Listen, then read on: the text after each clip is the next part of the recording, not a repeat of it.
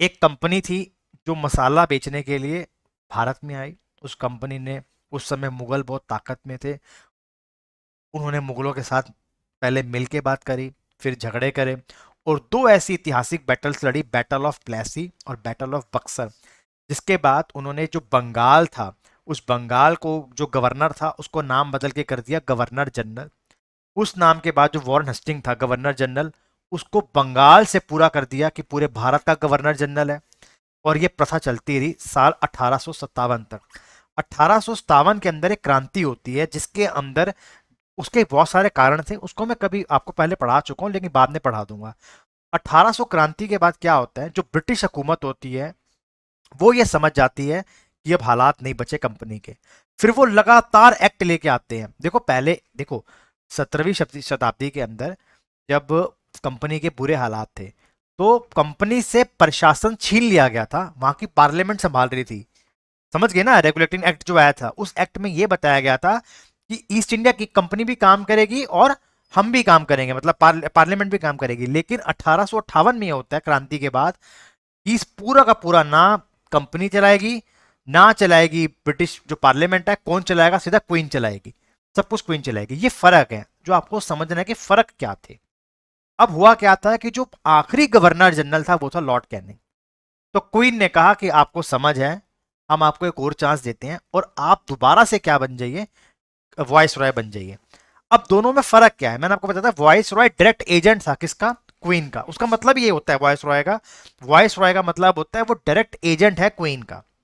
तो कंपनी में इतने सारे चेंज हैं, अब तो कंपनी पूरी तरीके से खत्म हो चुकी है। अब यहां से हम समझेंगे कि क्या क्या हुआ। अब मैं आपको तीन इंपॉर्टेंट बता रहा हूं, लॉर्ड कैनिंग, लॉर्ड लॉरेंस और लॉर्ड मायो। इन तीनों के बारे में आपको बताऊंगा, ध्यान से आप लोग सुनेंगे, बहुत ध्यान से आपने सुनना है इसके बारे में, बहुत ध्यान से।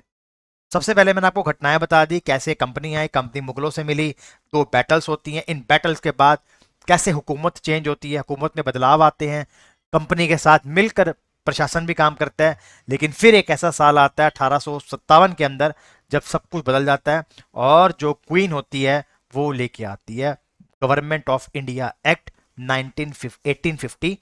ये वो एक्ट था जिसने पूरे ही भारत को बदल दिया, क्योंकि अब आने वाले सालों में कौन राज करेगा भारत के अंदर, क्वीन राज करेगी। अब क्वीन क्या करती थी, इसने क्या करा, ये जो आपका था, ये चारों मिलकर सरकार चला रहे थे। ब्रिटिश की पार्लियामेंट, ईस्ट इंडिया कंपनी, कुछ लोग और थे यूरोप से, ये सब मिलके हमारे को दबा करके लूट रहे थे, काम वाम कर रहे थे। लेकिन उसके बाद क्या हुआ, क्वीन कहती है चलो टाइम से बाहर जाओ, अब सारा राज कौन करेगी, क्वीन करेगी। ठीक है जी। अब लास्ट जो हमारे गवर्नर जनरल है लॉर्ड कैनिंग है, और वो भारत के क्या बनते हैं पहले, वॉइस रॉय। तो भारत के जो प्रथम वॉइस रॉय बनते हैं वो कौन बनते हैं। अब यहां से क्या होता है, आने वाले जो 10 साल हैं वो भारतीय हुकूमत में बहुत चेंज लेके आएंगे, और आपको बहुत ध्यान से समझना है, बहुत ध्यान से।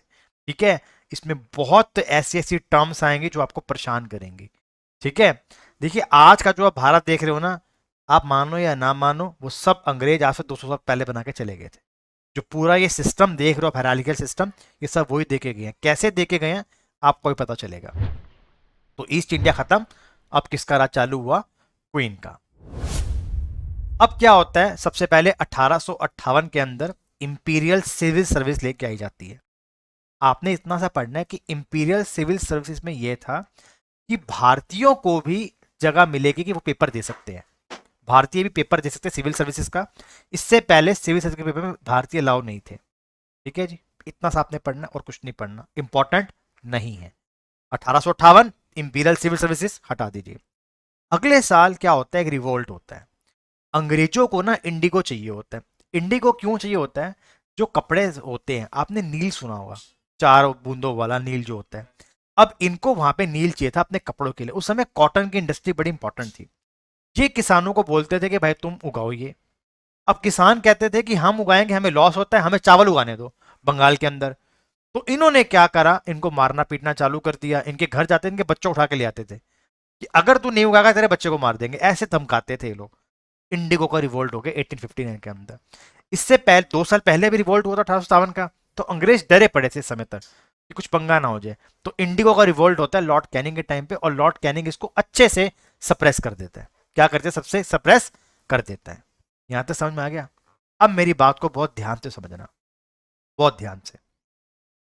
जब भारत में 1857 के अंदर, उस समय भारत में दो आर्मियां काम करती थी। एक वो आर्मी थी जो ईस्ट इंडिया कंपनी की आर्मी थी, ध्यान से समझना, ईस्ट इंडिया कंपनी की आर्मी थी। और एक आर्मी थी जो क्वीन की आर्मी थी। समझ के बात का मतलब?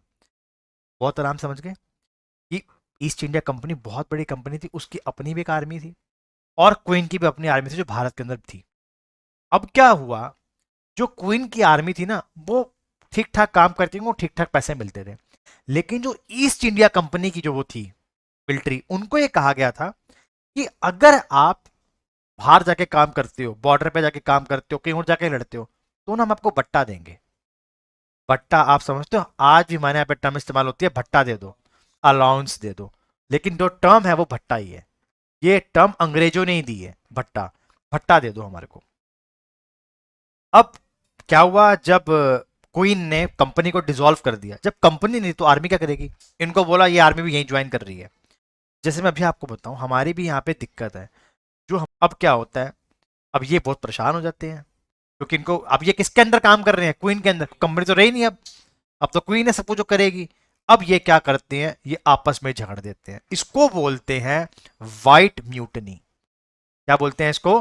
White mutiny. अब आपको समझ में आया कि व्हाइट म्यूटनी में क्या था? व्हाइट म्यूटनी के अंदर गोरे ही आपस में लड़ पड़े। क्यों लड़ पड़े?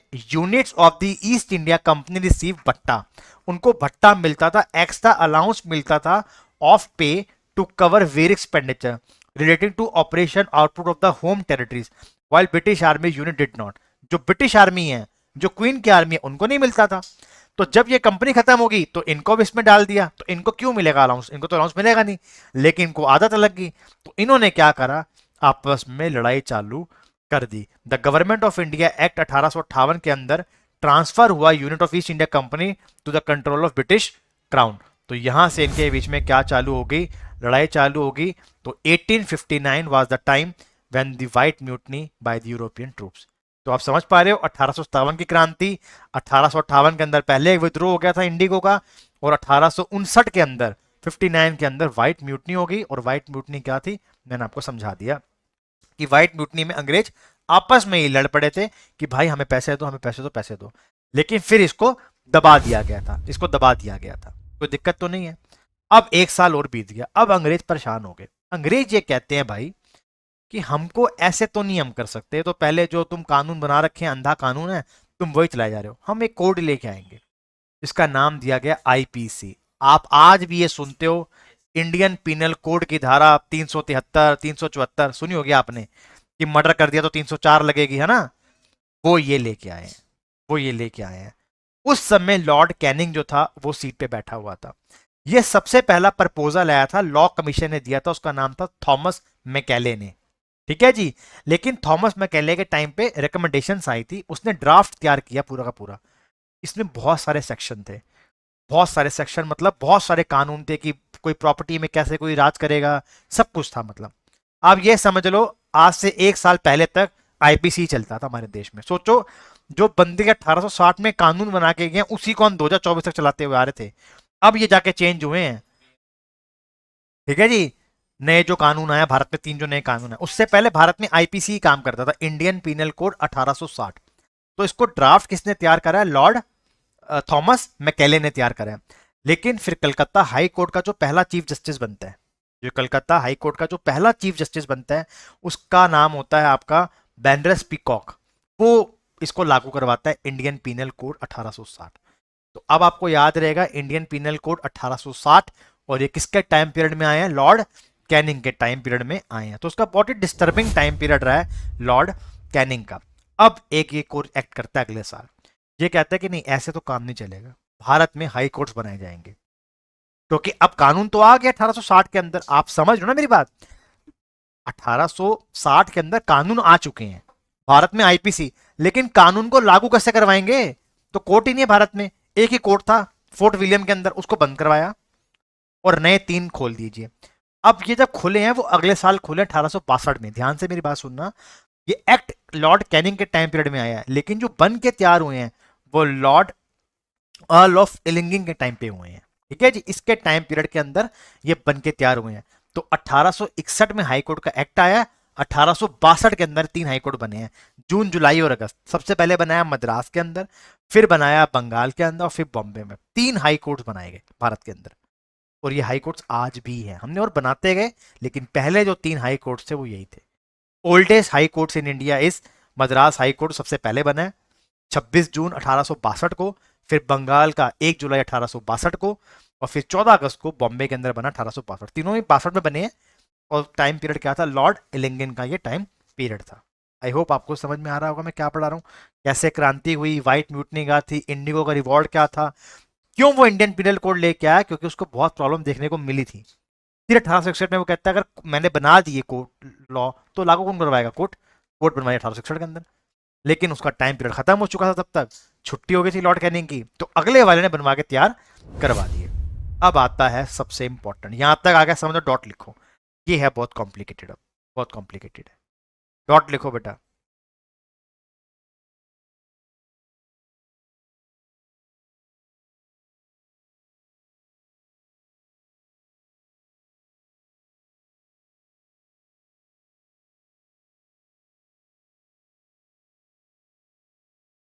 क्या होता था?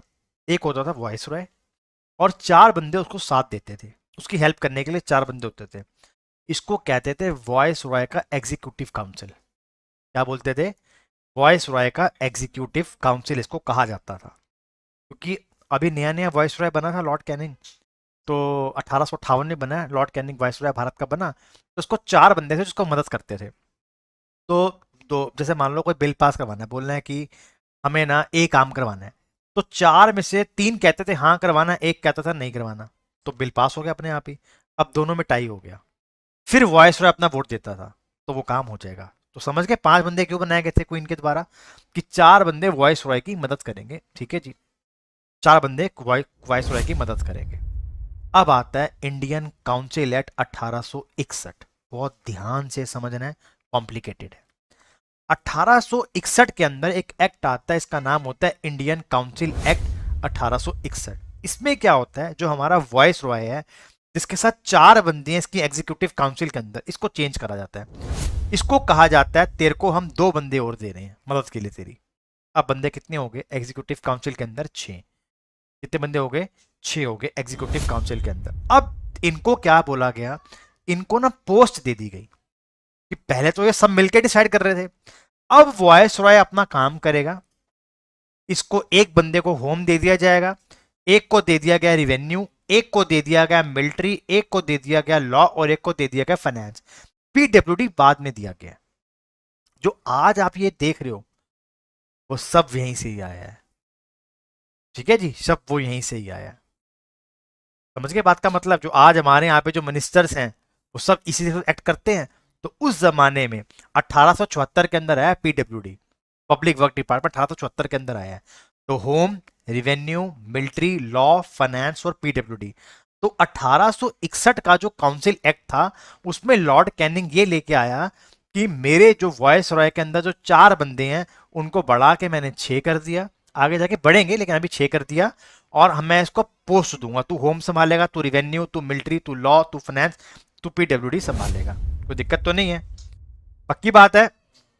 अब क्या हो गया, जो वॉइस रॉय का काउंसिल था, ठीक है जी, जो वॉइस रॉय का काउंसिल था उसके अंदर भी लोगों को जोड़ा गया, कि जो इंडियंस हैं उनको भी जोड़ा जाएगा। तो पहले 3 इंडियंस का नाम जो है आपको याद करना है। पहले 3 इंडियंस यहाँ पे गए थे, वो था the raja of Banaras, the maharaja of Patiala और सर दिनकर राव। ये 3 व्यक्ति थे जो उसकी एग्जीक्यूटिव काउंसिल में गए हैं। ठीक है जी, the raja of Banaras, the maharaja of Patiala और राव। ठीक है जी, इसको आप बीपीआर पढ़ सकते हो, बीपीआर, बनारस, पटियाला और राव। तो ये 3 बंदे उसके सबसे पहले गए थे। ये था आपका इंडिपेंडेंस एक्ट 1861 का। कोई दिक्कत यहां तक? अभी तक समझ में आ गया 1861? तो 1861 में ये बता रहा हूं कि वॉइस रॉय था, वॉइस रॉय के साथ 4 बंदे थे, इन बंदों को बढ़ा के 6 कर दिया गया, 6 के 6 को अलग अलग पोस्टें दे दी गई, तू होम, तू रिवेन्यू, तू मिलिट्री, तू ये तू वो संभालेगा। उसके बाद 3 व्यक्तियों का नाम मैंने आपको बताया, पटियाला और बनारस, पटियाला राजा ऑफ बंगाल, राजा ऑफ बनारस, पटियाला और राव। उसके बाद इसने क्या करा, इसने बोला कि नहीं यार समस्याएं तो हैं अभी भी। अभी इस समय भारत में 3 राज्य हैं, पूरे भारत को 3 पार्ट में डिवाइड कर रखा है इसने। भारत को डिवाइड कर रखा है बॉम्बे, बंगाल और मद्रास। हाईकोर्ट आया था ना बेटा, अभी हाईकोर्ट आया था ना, 3 हाईकोर्ट। इसने बोला कि नहीं, मैं 2 और प्रोविंस बनाऊंगा, पहला बनाऊंगा पंजाब, दूसरा बनाऊंगा नॉर्थ वेस्ट फ्रंटियर प्रोविंस। तो NWFP ये भी इसी टाइम पीरियड में आया है, लॉर्ड कैनिंग के टाइम पीरियड में। उसने बंगाल, मद्रास, बॉम्बे, पंजाब और नॉर्थ वेस्ट फ्रंटियर प्रोविंस, ठीक है जी। और उसने और काम भी करा, उसने बोला कि नहीं, जो राष्ट्रीय धरोहर हैं इनको भी मैं बचा के रखूंगा। वो उसने बनाया आर्कियोलॉजिकल सर्वे ऑफ इंडिया 1861। ये आज तक भारत में है और ये भारत का सबसे पुराना डिपार्टमेंट है, oldest department in India, archaeological survey of India 1861। तो ये थे हमारे लॉर्ड कैनिंग, जिनका कार्यकाल बहुत ही मुश्किलों से भरा रहा। क्यों भरा रहा? क्रांति के बाद उसको देखने को मिला, रिवॉल्ट देखने को मिला हमारे फार्मर्स से 1860 में। 1860 के अंदर ही व्हाइट म्यूटनी होती है। उसके बाद वो 1860 के अंदर पीनल कोड लागू करवाता है भारत के अंदर।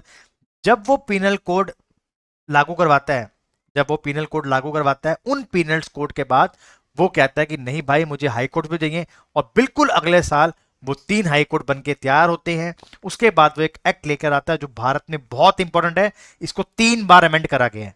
मैं आपको दूसरी बार बताऊंगा आज। 1892 में भी अमेंड हुआ था ये, तो वो था इंडियन काउंसिल एक्ट 1861। उसके अंदर नए स्टेट्स बनाए गए, तो एक था पंजाब, दूसरा था north west frontier province, Bengal, Madras, Bombay. Bengal Madras Bombay पहले से थे, और 4 बंदों से बढ़ के वो 6 हो गए थे, जिनको अलग अलग डिपार्टमेंट दिए गए थे। और पहले 3 भारतीय मैं आपको बता चुका हूं, पटियाला का, बनारस का और राव का। आई होप आपको यहां तक समझ में आ गया होगा। मैंने आपको